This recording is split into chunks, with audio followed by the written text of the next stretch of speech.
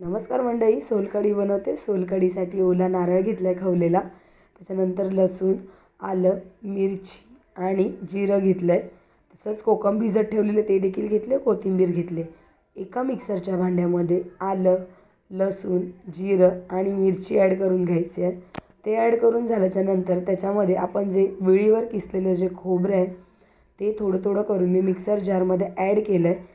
आणि जे भिजवलेलं कोकम आहे ते पाणी घ्यायचं असतं, बट मी एकसाथ डायरेक्ट कोकमच ॲड करून टाकले सगळं मिक्सर जारला.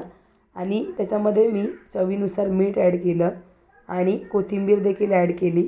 सर्व ॲड करून झाल्याच्यानंतर आपण मिक्सरला त्याला बारीक ग्राइंड करून घ्यायचं आहे. आणि ग्राइंड करून झाल्याच्यानंतर आपण ते गाळून घेणार आहे. आणि गाळून घेतल्याच्यानंतर पाहू शकता इथे सोलकढी रेडी झाली. माझ्या सोलकढीचा कलर असा कशामुळे झालेला सांगते. मी कोकम डायरेक्ट टाकलं त्याच्यामुळे असा कलर झालेला. बट कलरवर जाऊ नका, सोलकढी खूप टेस्टी झालेली.